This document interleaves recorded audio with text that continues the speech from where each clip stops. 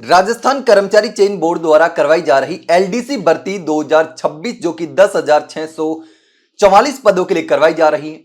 5 लाख से ज्यादा अभ्यर्थियों ने आवेदन किया जो कि सीटी पास थे। जिन्होंने सीटी कर रखी थी, जिनके पास सीटी नहीं थी वो आवेदन नहीं कर सकते थे, लेकिन बावजूद इसके जिनके पास सीटी थी वो भी बहुत सारे अभ्यर्थी आवेदन नहीं कर पाए। वजह क्या थी?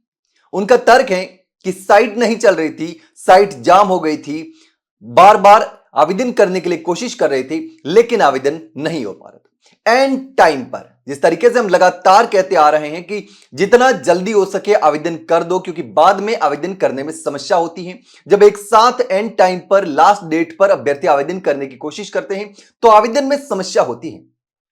अब देखिए, लगातार अभ्यर्थी आवेदन करने की कोशिश कर रहे थे लेकिन बहुत सारे अभ्यर्थी आवेदन नहीं कर पाए, तो वो सोशल मीडिया पर लगातार कर्मचारी चयन बोर्ड और बोर्ड अध्यक्ष को टैग करते हुए लिखने लगे कि सर फॉर्म नहीं भरे जा रहे हैं। एलडीसी फॉर्म भरने की आज अंतिम तिथि एक अभ्यर्थी ने लिखा था। इसके साथ ही लिखा कि आधिकारिक वेबसाइट में तकनीकी समस्या के कारण फॉर्म सबमिट नहीं हो पा रहा है। कई अभ्यर्थी आवेदन से वंचित हो रहे हैं। कृपया वेबसाइट समस्या का तत्काल समाधान या फिर आवेदन तिथि को आगे बढ़ाने की कृपा करें। अब अभ्यर्थी आवेदन तिथि को आगे बढ़ाने की मांग कर रहे हैं। एक अभ्यर्थी ने लिखा कि एलडीसी भर्ती को लेकर लगातार समस्या आ रही है, उसका समाधान किया जाए। एक अभ्यर्थी ने लिखा कि एलडीसी भर्ती आवेदन की अंतिम तिथि आज थी लेकिन इंटरनेट और तकनीकी समस्या के कारण मेरा फॉर्म सबमिट नहीं हो पाया। कृपया अभ्यर्थियों के हित में पोर्टल को एक दिन के लिए पुनः खोलने की कृपा करें। यानी कि अब अभ्यर्थी लगातार कर्मचारी चयन बोर्ड से गुहार लगा रहे हैं कि आवेदन की जो तिथि है उसको आगे बढ़ाया जाए, पोर्टल को कम से कम एक दिन के लिए खोला जाए। लेकिन अब अभ्यर्थी गलत है, बोर्ड गलत है, कौन गलत है? आपको कौन गलत लगता है? जिस तरीके से हम लगातार कहते आ रहे हैं कि जब भी कोई भी आवेदन शुरू होते हैं तो कोशिश करिए कि आवेदन शुरू होते ही अपना आवेदन सबमिट कर दीजिएगा ताकि बाद में समस्या का सामना ना करना पड़े।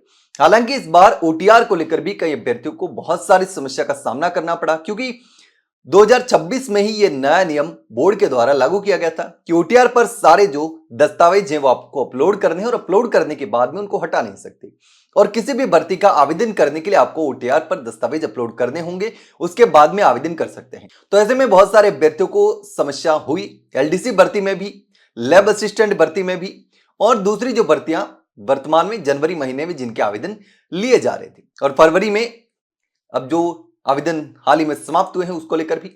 लेकिन अब एलडीसी भर्ती को लेकर आवेदन जब समाप्त हो चुके हैं, बहुत सारे अभ्यर्थी तो आवेदन से वंचित हो गए। लाखों अभ्यर्थी जिनके पास सीईटी नहीं थी, लेकिन जिनके पास सीईटी थी वो भी आवेदन नहीं कर पाए जो आवेदन करना चाहते थे।